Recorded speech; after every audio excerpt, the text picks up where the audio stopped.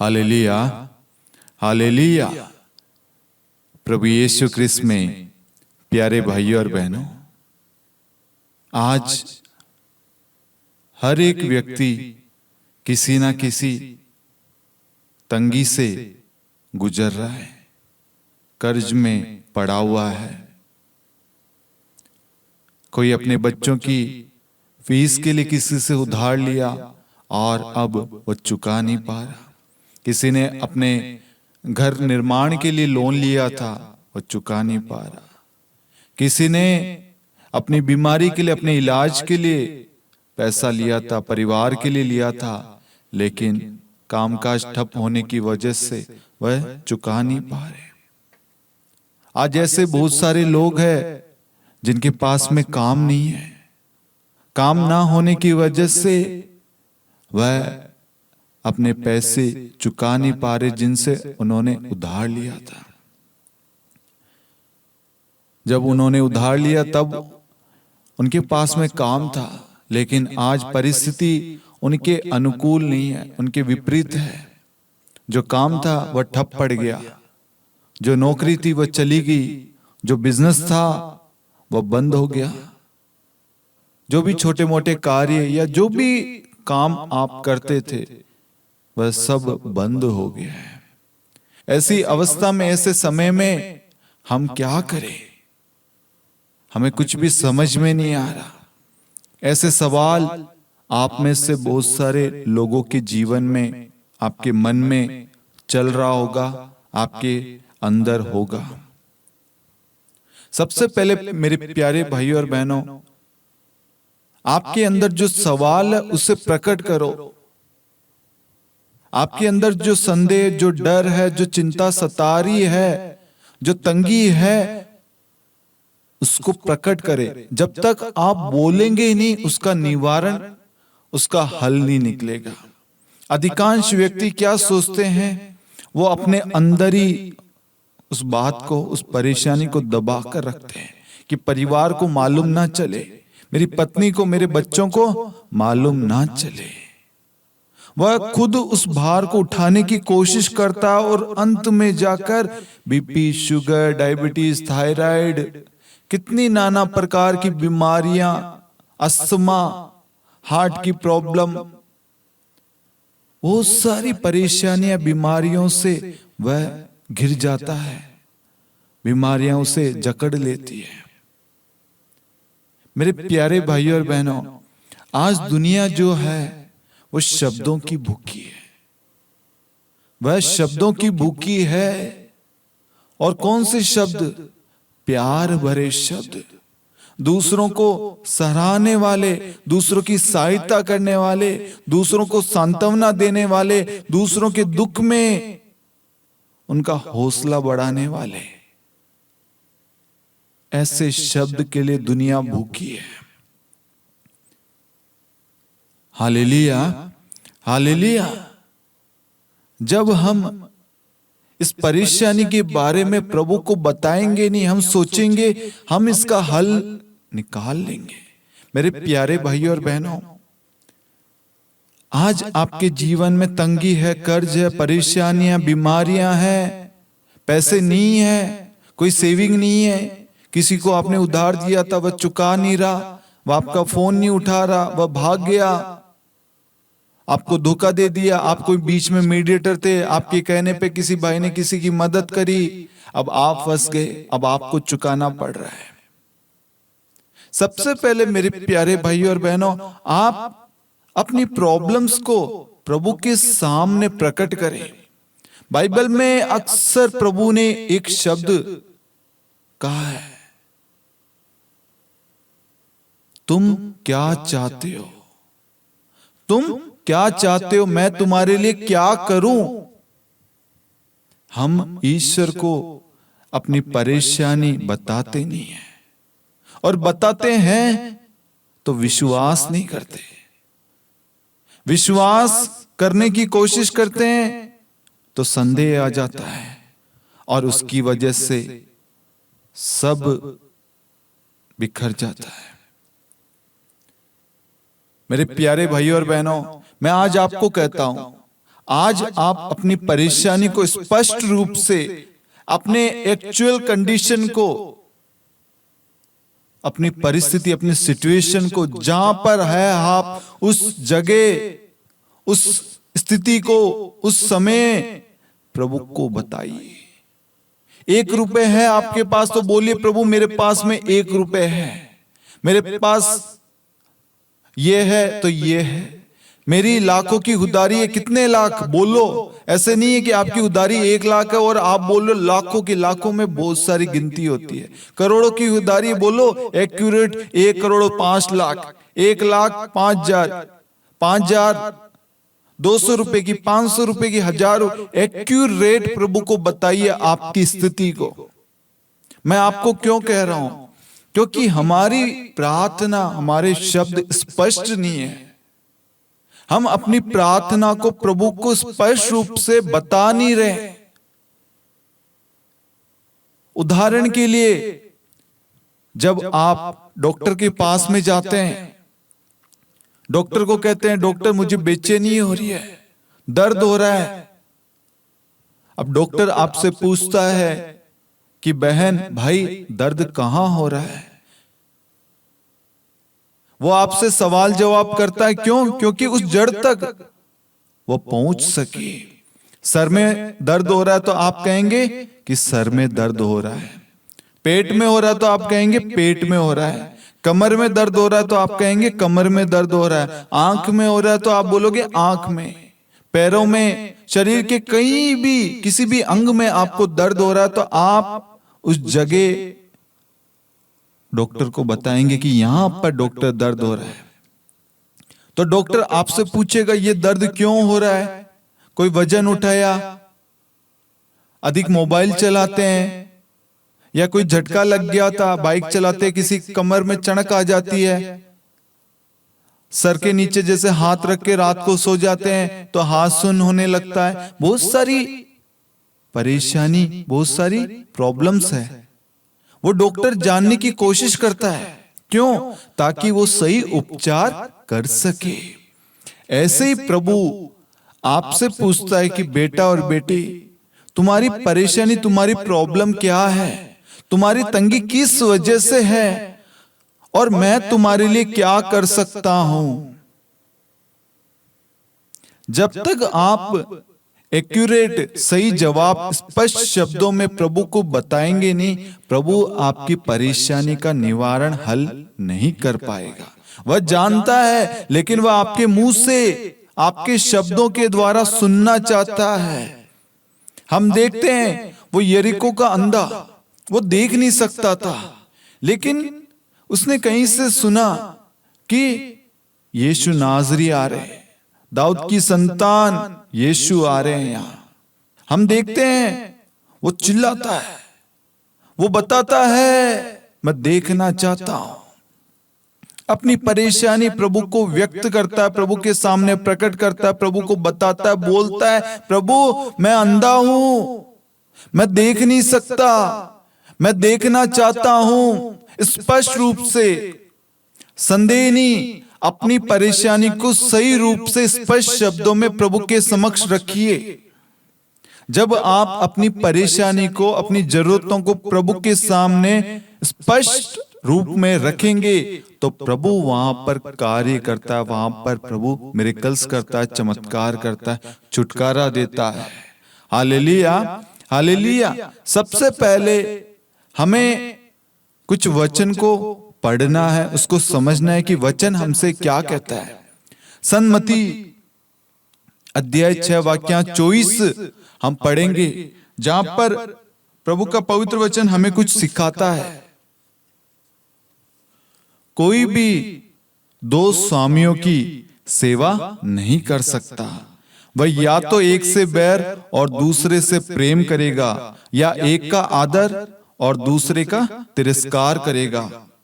तुम ईश्वर और धन दोनों की सेवा नहीं कर सकते।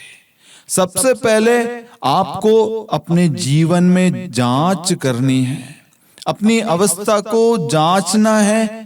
क्या ये तंगी मेरी आज्ञा का उल्लंघन करने की वजह से या मेरे गलती की वजह से या मेरे पापों की वजह से तो नहीं आ रही। सोचना, क्योंकि पाप की कमाई एकत्रित करने वाला अपने घर को पाप में जोखिम में डालता है। सबसे पहले आपको समझना है, जांचना है, क्या मैंने किसी के साथ में गलत तो नहीं किया। किसी को मैंने 2000 रुपए उधार दिए थे, लेकिन मैंने 2000 की जगह उससे 3000 रुपए लिए। मेरे पैसे 2000 बनते थे, लेकिन मैंने 3000 लिए। पैसे आपके थे, लेकिन आपने कहा उससे लिए झूठ बोलकर आपने धन एकत्रित किया। किसी के पैसे बन रहे थे 20 रुपए और आपने सोचा 50 रुपए बोल देता हूं। ईमानदारी आपने वहां पर खो दी। आपने अपने मुंह से झूठ बोल दिया। आप प्रभु के मंदिर में आए दशमांश चढ़ाने के लिए। आपकी सैलरी जो थी उसका उत्तम भाग आपको चढ़ाना था, लेकिन आपने सोचा प्रभु को देना क्या जरूरी है, ये पैसा मैं अपने काम में अन्य चीजों में लगा दूं। इसकी वजह से आपके जीवन में बाधा, परेशानी, तंगी आ सकती है। अब आप कहेंगे क्यों? हम देखते हैं बाइबल के अंदर उत्पत्ति ग्रंथ अध्याय 4 के अंदर हम सब पढ़ते हैं। बाइबल में एक उदाहरण है काइन और हाबिल का। हाबिल जो था वो एक चरवाहा था और काइन जो एक कृषक था। हाबिल ने प्रभु को सबसे उत्तम भेंट चढ़ाई, मेमना जो था। हाबिल ने सबसे उत्तम भेंट चढ़ाई, लेकिन काइन ने क्या किया? उसने अपनी भेंट उत्तम नहीं चढ़ाई। जब प्रभु ने हाबिल की भेंट स्वीकार की तो काइन के अंदर जेलसी आ गई। अब एक चीज आप सोच के देखिए मेरे प्यारे भाइयों और बहनों, काइन यदि अच्छी भेंट चढ़ाता, जो भी उसने कृषि से किसान, क्योंकि वो किसान था, उसने जो भी कृषि से धन एकत्रित किया उसका सर्वोत्तम भाग प्रभु को समर्पित करता, प्रभु को देता कि प्रभु मैंने इस कृषि से 1,00,000 रुपए कमाए और मैं आपके राज्य के लिए, आपके सुसमाचार के लिए ये मेरी तरफ से मैं देना चाहता हूं।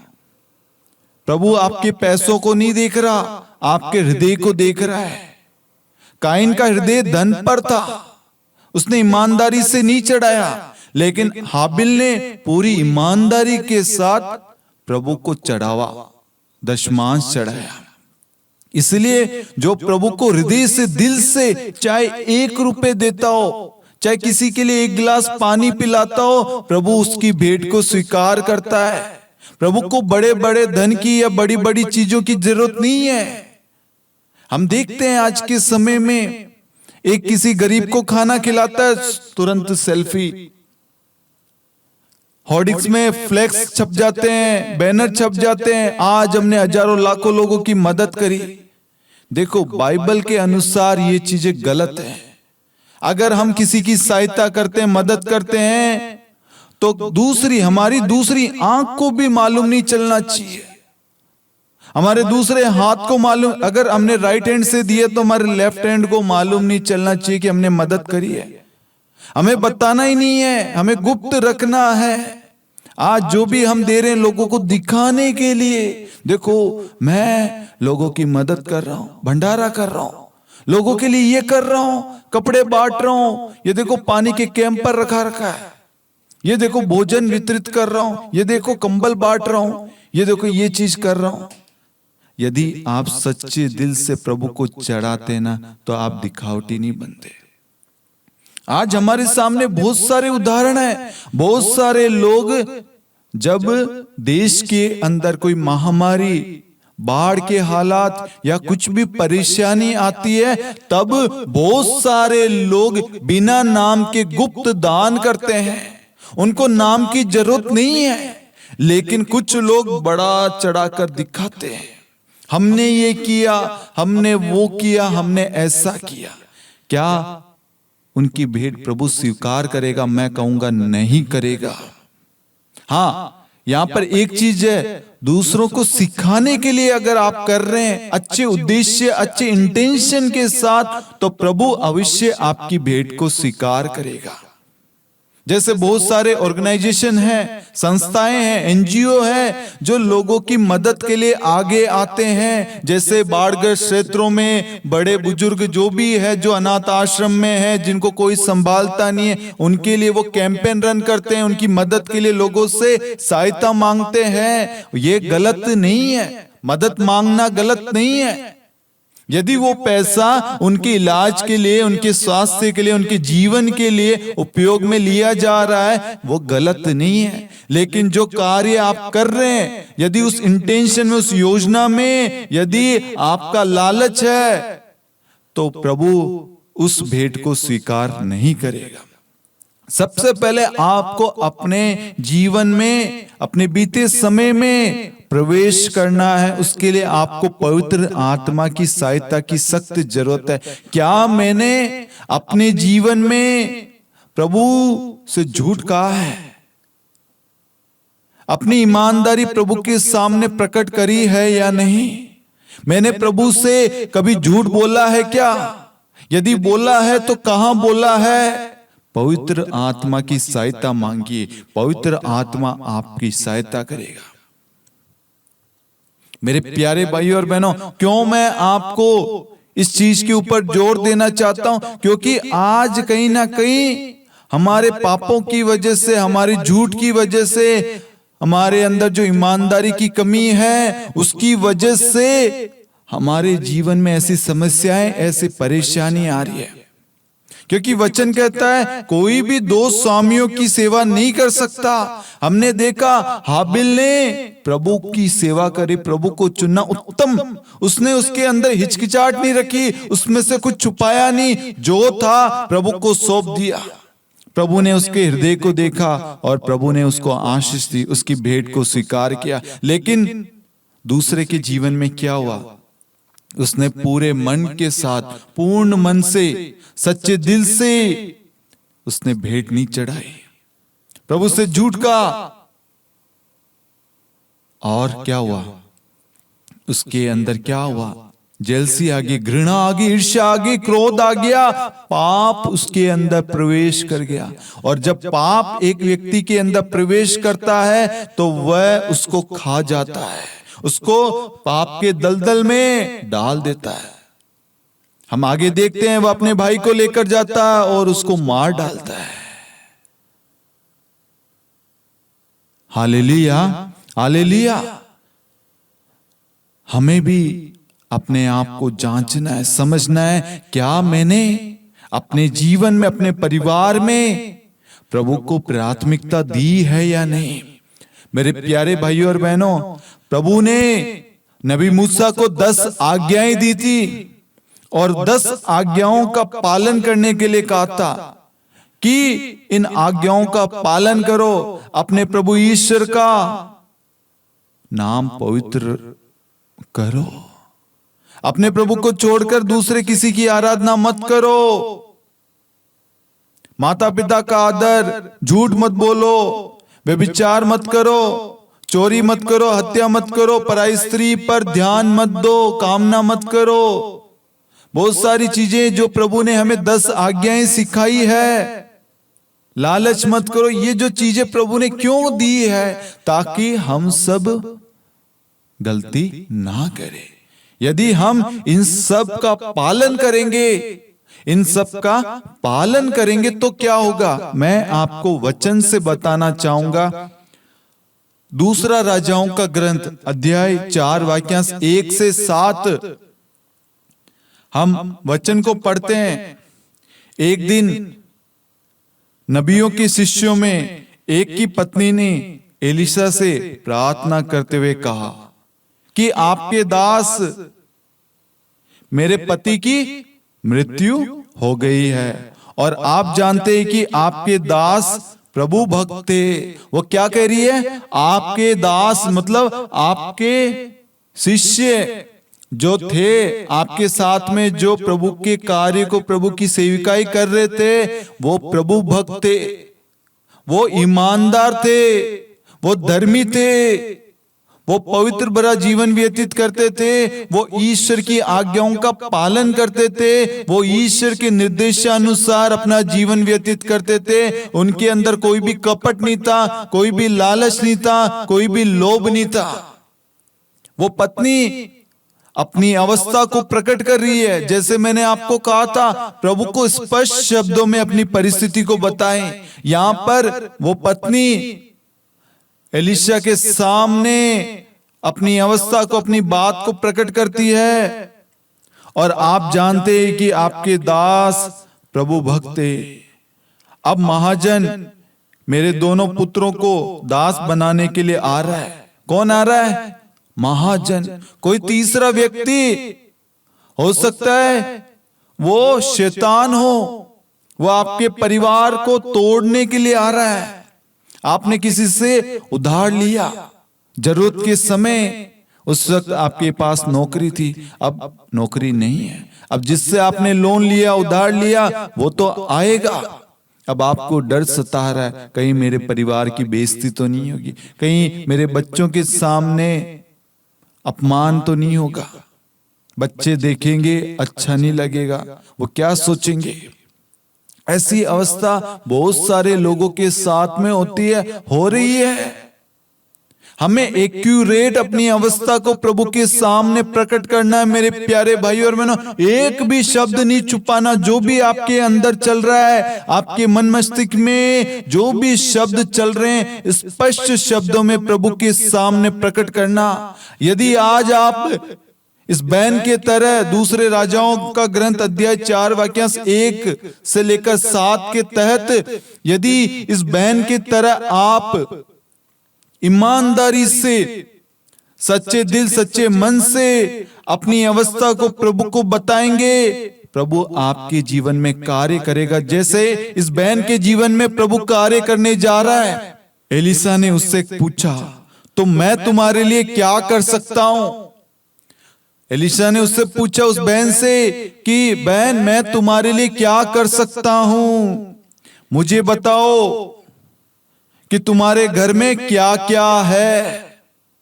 जब एक परिवार से उस परिवार का मुखिया चला जाता है, उसकी मृत्यु हो जाती है, जो कमाता है, तो परिवार का सारा भार पत्नी पर, बच्चों पर आ जाता है। पत्नी को पता नहीं क्या करूं, कैसे करूं। हो सकता है किसी घर में पत्नी कमाती है, पति नहीं कमाता, पत्नी का स्वर्गवास हो जाता है, सारी जिम्मेदारी पति पर आ जाती है। पति सक्षम नहीं होगा, हो सकता है वो किसी प्रकार की बीमारी से ग्रसित हो, पत्नी उस घर को चलाती थी। बहुत सारी परेशानियां, बहुत सारी अवस्थाएं वहां पर बन जाती है। अब इसलिए नबी एलीशा पूछता है, तुम्हारे घर में क्या क्या है? तुम्हारे जीवन के लिए किस चीज की जरूरत है? तुम्हारे परिवार के लिए किस चीज की जरूरत है? तुम्हारे बच्चों के लिए किस चीज की जरूरत है? तुम्हारे काम के लिए किस चीज की जरूरत है? तुम्हारे कर्ज को चुकाने के लिए किस चीज की जरूरत है? तुम्हारी बीमारी की चंगाई के लिए किस डॉक्टर की जरूरत है? देखो, आप सोचते होंगे कि प्रभु जब है तो हमें डॉक्टर की आवश्यकता क्यों है? मैं आपको कहना चाहूंगा, प्रभु ने ही चिकित्सक को बनाया है। प्रभु ने ही चिकित्सक को बनाया है। प्रभु ने ही उसे आशीष दी है, उसे विवेक दिया है, यह अधिकार दिया है, ताकि हम उनके पास में जाएं, उपचार कराएं। लेकिन इसका मतलब ये नहीं है कि हम प्रभु को भूल जाएं। प्रभु ने दिया है, प्रभु ने उसको बनाया, इसका मतलब चिकित्सक के ऊपर कौन है? प्रभु। ये कभी नहीं भूलना। अक्सर लोग भूल जाते हैं। Hallelujah, hallelujah. उसके बाद में उसने उत्तर दिया, आपकी इस दासी के घर में, देखो वो सच्चाई प्रकट कर रही है। आपके इस दासी के घर में तेल से भरी एक कुप्पी के सिवा और कुछ नहीं है। जैसे मैंने आपको कहा, अपनी अवस्था को बताइए। यदि आपके घर में आटा नहीं है, एक सूखी रोटी है, तो सच्चे दिल से, सच्चे मन से प्रभु को कहिए, प्रभु आपके बेटे के घर में, आपकी बेटी के घर में, आपके दास, आपकी दासी के घर में सिर्फ एक रोटी है, एक प्याज है, एक चम्मच तेल है, आटा नहीं है प्रभु, सब्जी नहीं है प्रभु, पानी नहीं है प्रभु, रहने के लिए छत नहीं है प्रभु, चुकाने के लिए पैसे नहीं है प्रभु, रहने के लिए, पहनने के लिए कपड़े नहीं है प्रभु। उस बहन ने सच व्यक्त किया कि एक कुप्पी तेल के सिवा मेरे घर में कुछ नहीं है। जब हम सच्चे दिल से, ईमानदारी से प्रभु को स्पष्ट शब्दों में व्यक्त करते हैं तो प्रभु वहां पर कार्य करता है। यदि हमारे पास में बर्तन जो है भरा आटा रखा है, उधर दाल रखी है, और हम कहेंगे हमारे घर में कुछ नहीं है, मैं कहूंगा प्रभु वहां पर कार्य नहीं करेगा, क्योंकि हमने प्रभु के सामने झूठ बोला है। जो है आप स्पष्ट रूप से प्रभु से कहे, प्रभु एक बर्तन आटा है और ये आधा बर्तन जो डब्बा है इसमें दाल है प्रभु। आपको प्रभु आशीष देगा। अगर आप सच बोलोगे प्रभु आशीष देगा। यदि आप झूठ बोलोगे प्रभु कुछ नहीं करेगा। यहां पर ये बहन सच बोलती है, अपने घर में जो है स्पष्ट रूप से कहती है कि आपके दासी के घर में एक कुप्पी तेल के अलावा कुछ भी नहीं है। उसने उससे कहा जाओ। किसने? एलिशा ने उस दासी से, उस बहन से कहा जाओ और अपने सब पड़ोसियों से खाली बर्तन मांग लो, जितने अधिक ला सको ले आओ। आज ईश्वर आपको भी कहता है कि बेटा और बेटी जाओ, अपने पड़ोसियों से आपकी आवश्यकता के अनुसार जो भी बर्तन लाने हैं आप ले आओ। खाली बर्तन, भरे हुए नहीं, खाली बर्तन, ताकि प्रभु उसे भर दे। आप, प्रभु कह रहा है वैसा करो। भरा हुआ बर्तन मांगने के लिए नहीं कहा, खाली बर्तन लाने के लिए कहा।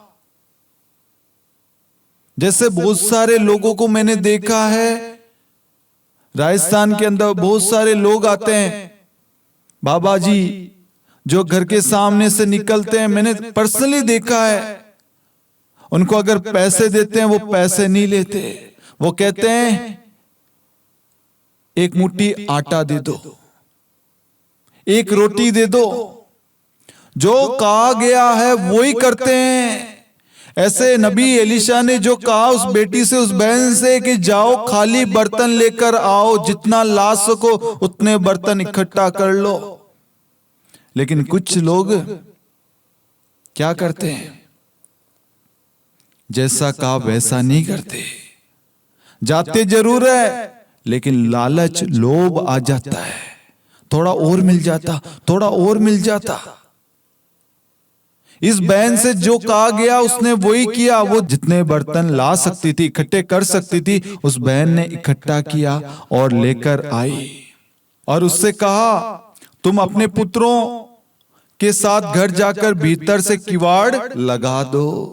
आदेश दिया गया और वह उस आदेश का पालन करती है। उन सब पात्रों में तेल डालो और जैसे जैसे वे बढ़ते जाए उन्हें अलग रखती जाओ। उसके घर में तो सिर्फ एक कुप्पी तेल था, तो कैसे उसके घर में वो तेल सारे बर्तनों में भरते गए।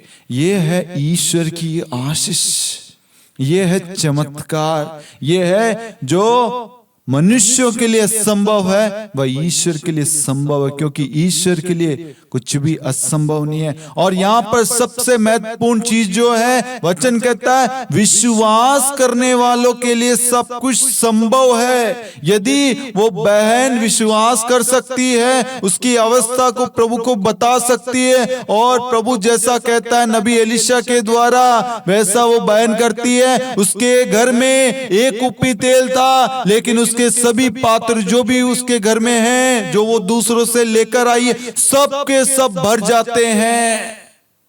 आदेश का पालन, विश्वास, ईमानदारी, जिसकी वजह से ये चमत्कार उसके जीवन में हुआ। उसने वो आदेश का पालन किया, जैसे उसने कहा अपने घर जाओ और किवाड़ को बंद कर लो और उन सब पात्रों में तेल डालो, और जैसे वे भरते जाएं उन्हें अलग रखती जाओ। वहां से घर आकर उसने अपने पुत्रों के साथ भीतर जाकर किवाड़ लगा दिया। वे दोनों उसे बर्तन देते जाते और वह उसमें तेल डालती जाती। जब सारे बर्तन भर गए, ध्यान रखना, जब सारे बर्तन भर गए तब उसने अपने बेटे से कहा और बर्तन दो। इस पर वह बोला और कोई खाली बर्तन नहीं है। तब तेल बहना बंद हुआ। कब हुआ? प्रभु दे रहा है। जब तक हम प्रभु को मना नहीं कर रहे तब तक प्रभु आशीष बरसा रहा है। और प्रभु हमेशा हमारे जीवन में आशीष बरसाता है। प्रभु किसी को भी तंगी में, कर्ज में, बीमारी में, परेशानी में नहीं देखना चाहता। प्रभु सबको हंसते हुए, खुशी के साथ, उल्लासित, आनंद के साथ हंसते हुए देखना चाहता है। लेकिन उसके लिए हमें ईश्वर के नियम का, ईश्वर के आदेश का पालन करना है। ईश्वर के सामने पूर्ण ईमानदार बनना है। प्रभु से कुछ भी नहीं छुपाना है, और जैसा प्रभु कहता है वैसा करना है। एक उदाहरण हमने यहां पर देखा कि प्रभु ने जैसे कहा नबी एलिशा से, एलिशा ने जो कहा वह बहन करती है, और बहन और उसके बच्चे बर्तन को तेल से भरते जाते हैं। और जब तक वह नहीं कहते कि अब बर्तन खाली नहीं है, सब भर गए, तब तक तेल भरता ही जा रहा था। जब उसने मना किया, कहा कि अब बर्तन नहीं है, सब भर गए, तब तेल बंद हुआ। आगे हम देखते हैं उसने जाकर ये सब हाल ईश्वर भक्त को सुनाया। किसको? जब आपके जीवन में चमत्कार होता है, प्रभु ने आश्चर्य कर्म आपके जीवन में किए, बीते पल, बीते समय बहुत बार आपको प्रभु ने तंगी से, बीमारी से, कष्ट से बाहर निकाला है। लेकिन हम प्रभु को धन्यवाद देना उचित नहीं समझते। प्रभु को धन्यवाद देना भूल जाते हैं, उस अवस्था को भूल जाते हैं। प्रभु को जाकर नहीं कहते प्रभु यह संभव था, लेकिन आपने उसे संभव किया। प्रभु सिर्फ आप ही है जो ऐसा कर सकते थे। प्रभु आपको धन्यवाद, प्रभु आपकी स्तुति हो, प्रभु आपकी महिमा हो, प्रभु आपको कोटि कोटि धन्यवाद। कुछ समय प्रभु के साथ व्यतीत कीजिए, लेकिन हम नहीं करते। उसके बाद में देखिए क्या हुआ। उसने उससे कहा जाओ तेल बेचकर अपना ऋण चुका दो और बचे हुए तेल का उपयोग अपने और पुत्रों के लिए करो। एक बहन, उसके बच्चे तंगी में हैं, उनके घर में खाना नहीं है, पैसे की कमी, सब कुछ की तंगी चल रही है। लेकिन वह तंगी, वह परेशानी में किसी मनुष्य के पास नहीं गई, बल्कि वह ईश्वर भक्त नबी एलिशा के पास में, क्योंकि नबी एलिशा को प्रभु ने चुना था। वह प्रभु की ओर से लोगों से बात किया करता था, लोगों को हल, उनकी समस्याओं का समाधान नबी एलिशा नहीं बल्कि ईश्वर नबी एलिशा के द्वारा करता था। नबी एलिशा ने उसको राह दिखाया कि तुम्हें परिश्रम करना है, ये चीज करना है, आदेश दिया, आज्ञा दी, ये कार्य करना है, और उस परिवार ने काम करने को मना नहीं किया, उस परिवार ने मेहनत करी। सबसे पहले वो अपने आस पड़ोस में गई, जितने भी खाली बर्तन थे वो सब लेकर आई, और उसके बाद में जैसे उसे निर्देश दिया गया वह घर गई और सारे बर्तनों में तेल भरती गई। जैसे उससे कहा गया उसने वो आज्ञा का पालन किया, आदेश का पालन किया, और अंत में देखते हैं उसके पास में इतना तेल इकट्ठा हो गया कि वह उससे ऋण चुका सके और अपने परिवार का पालन पोषण कर सके। मेरे प्यारे भाई और बहनों, यहां हमें समझने की सख्त जरूरत है। एक समय था उस बहन के पास में एक कुप्पी तेल था, और अब एक समय आ गया कि उसके पास में इतना सारा तेल आ गया कि अब वह अपना ऋण चुका सकती है। कैसे? ईश्वर पर भरोसा करने से, ईश्वर के पास जाने से, विश्वास के साथ, ईमानदारी से। जब हम ईश्वर के पास जाते हैं, कोई लालच से नहीं, कोई स्वार्थता से नहीं, बल्कि सच्चे दिल सच्चे मन से। जिस भी अवस्था में, मैं आज आपको कहता हूं, आप प्रभु के समक्ष आइए और प्रभु को कहिए, प्रभु मेरी अवस्था, मेरी परेशानी ये है, मेरे 5,000 की EMI है प्रभु, मैंने 1 लाख का लोन दिया था लेकिन सिर्फ मैं 15,000 ही चुका पाया, बाकी 85,000 रुपए प्रभु बाकी है, और मेरे पास में प्रभु घर में आटा लेने के लिए भी पैसे नहीं है, एक टाइम का खाना बनाने के लिए भी प्रभु घर में राशन नहीं है। जब आप अपनी परेशानी को स्पष्ट शब्दों में बयान करेंगे, प्रभु के सामने व्यक्त करेंगे, प्रकट करेंगे, तब प्रभु आपके जीवन में कार्य करेगा। कार्य कैसे करेगा? मैं आपको कहना चाहूंगा, प्रभु आपको समाधान यानी आपको रास्ता दिखाएगा, मार्ग दिखाएगा कि बेटा और बेटी तुम ये करो, तुम उसके पास जाओ, तुम वहां जाओ, तुम ये करना, तुम्हारे लिए सारे काम बन जाएंगे, सारे द्वार खुल जाएंगे। तुम्हारे पास नौकरी नहीं थी, प्रभु को बताइए, प्रभु मैंने यहां पर इंटरव्यू दिया, मैंने वहां पर दिया, मैं इतने साल से इंटरव्यू दे रहा हूं लेकिन मुझे नौकरी नहीं मिली। प्रभु कहेगा जा, अपने CV को, अपने रिज्यूम को लेकर उस कंपनी में जा। जैसे एलिजा ने कहा उस बहन से, जाओ अपने पड़ोसियों के पास, जितने भी बर्तन तुम इकट्ठे कर सकते हो इकट्ठे करके ले आओ। वहां पर पड़ोसी शब्द का यूज किया गया है।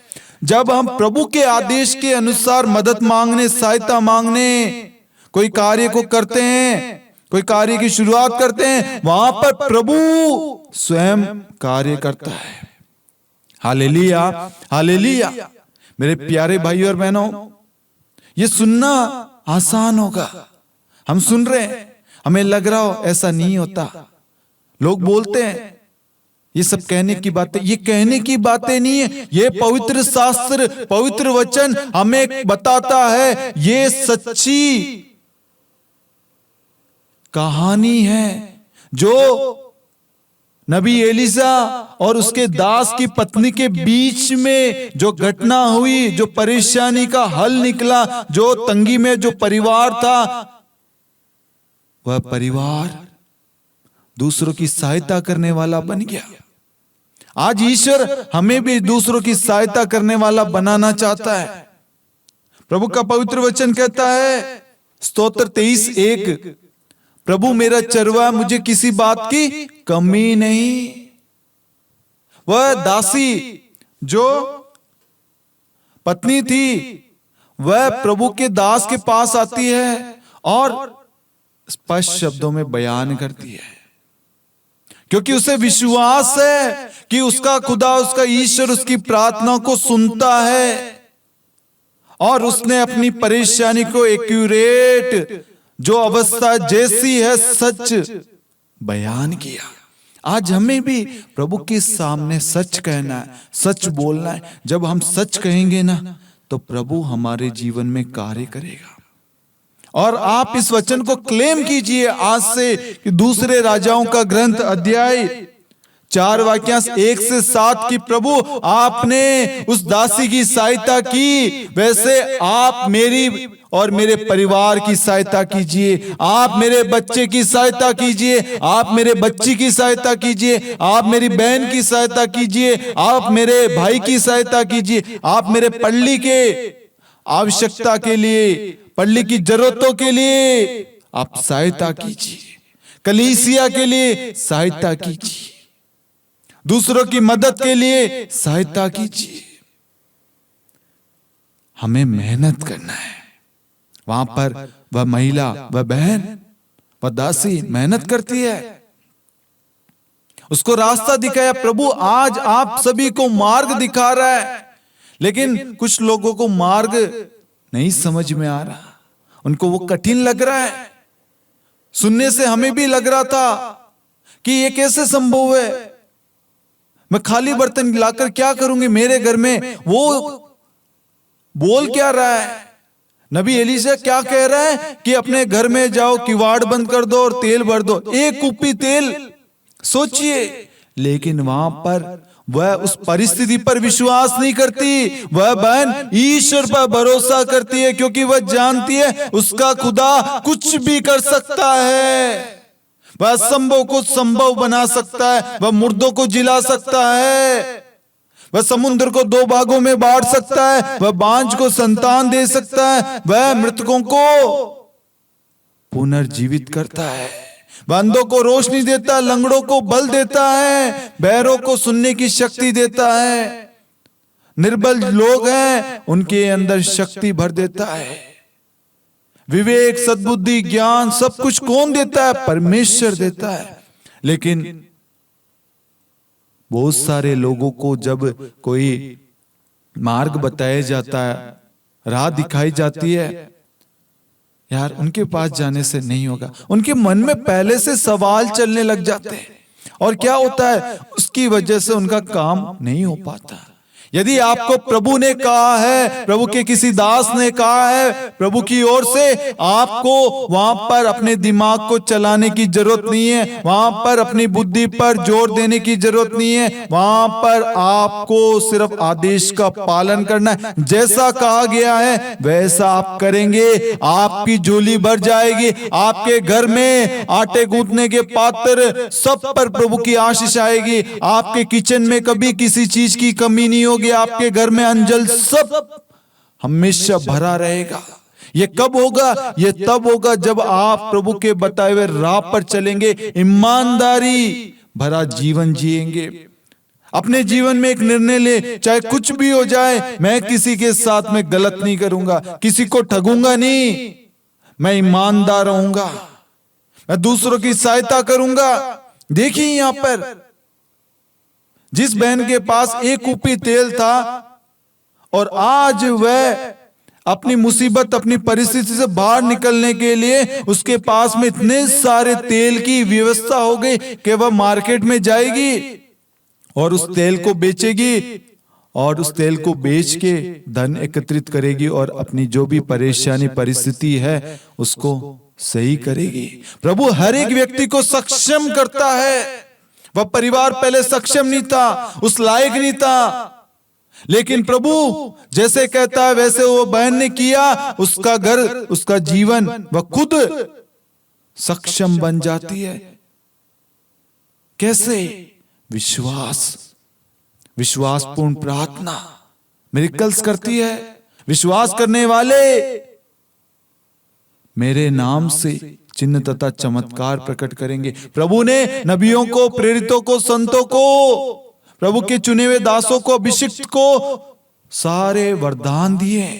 उनके द्वारा प्रभु बात करता है, प्रभु हमें समस्याओं से बाहर निकालता है, हमें चंगाई देता है, लेकिन इन सब के पीछे सिर्फ ईश्वर का हाथ है। ईश्वर ही सब कुछ करता है, ये कभी मत भूलना।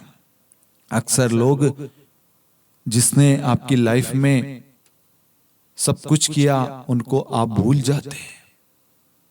नहीं, हमें भूलना नहीं है। हर एक दानों के लिए, हर एक उपकारों के लिए ईश्वर को धन्यवाद देना है।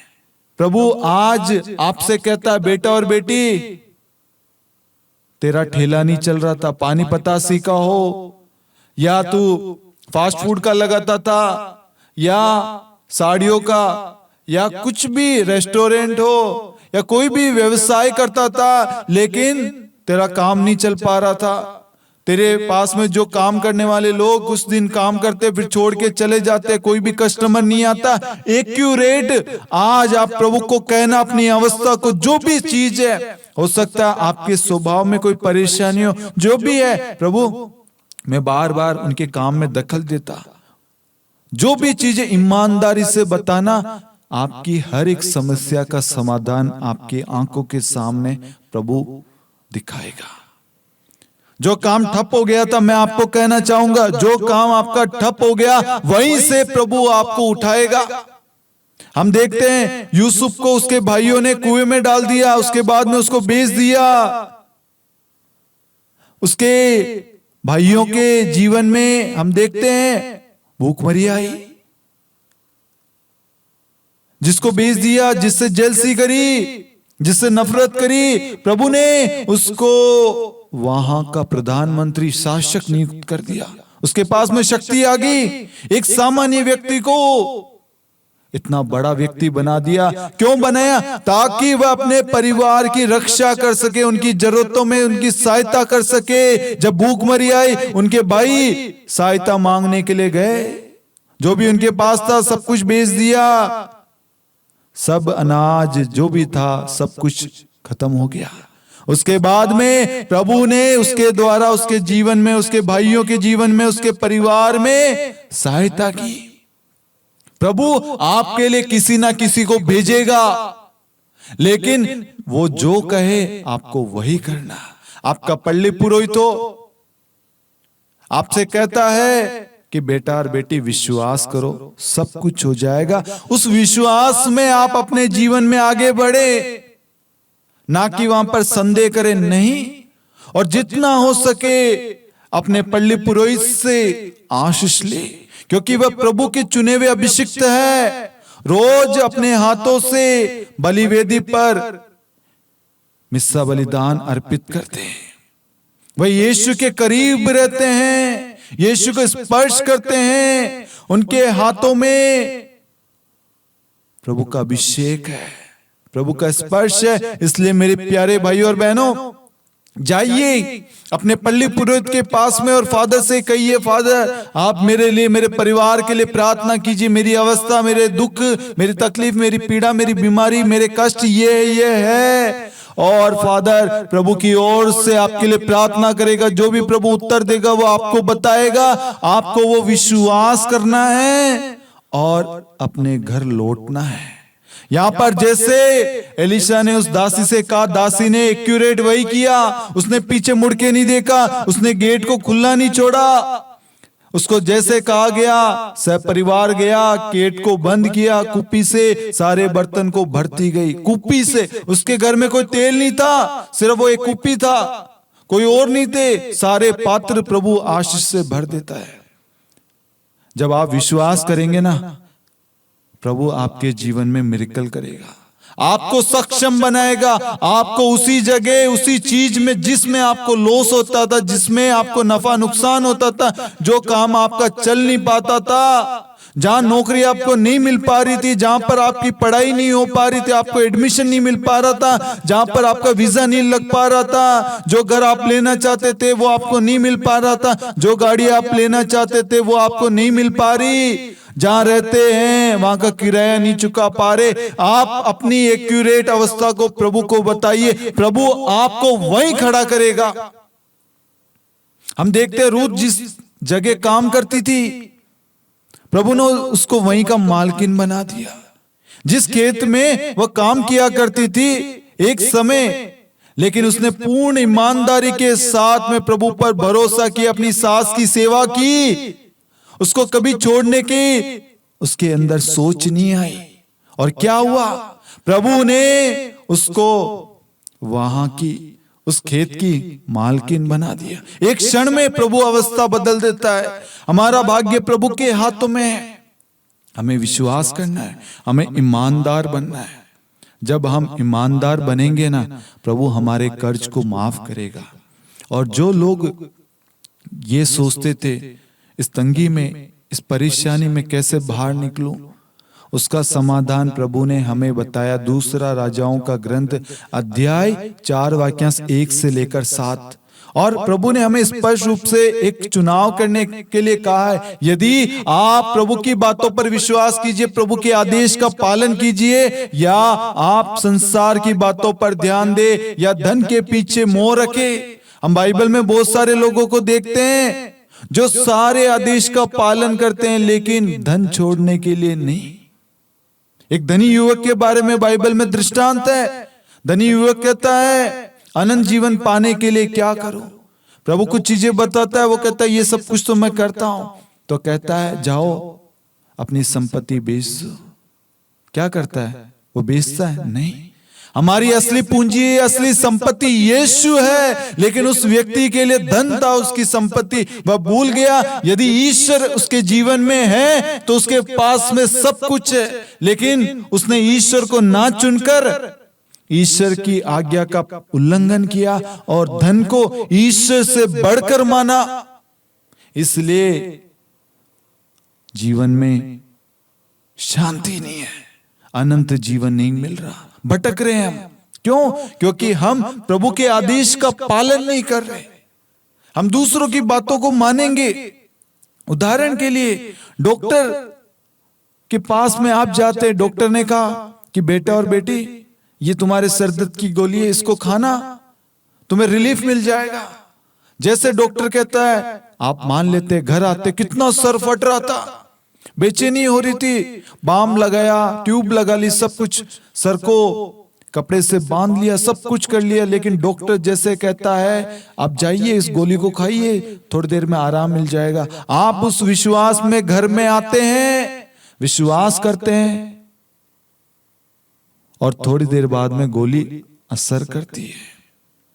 आप यदि उस चिकित्सक की बातों पर भरोसा कर सकते हैं तो उस चिकित्सक को बनाने वाले यीशु पर, उस खुदा पर, उस परमेश्वर पर आप भरोसा क्यों नहीं करते? वो कहता है मांगो और तुम्हें दिया जाएगा, जो मांगता वह पाता है, और जो कुछ तुम प्रार्थना में मांगते हो विश्वास करो वह तुम्हें मिल गया और तुम्हें दिया जाएगा। पिता जानता है तुम्हें किस चीज की जरूरत है।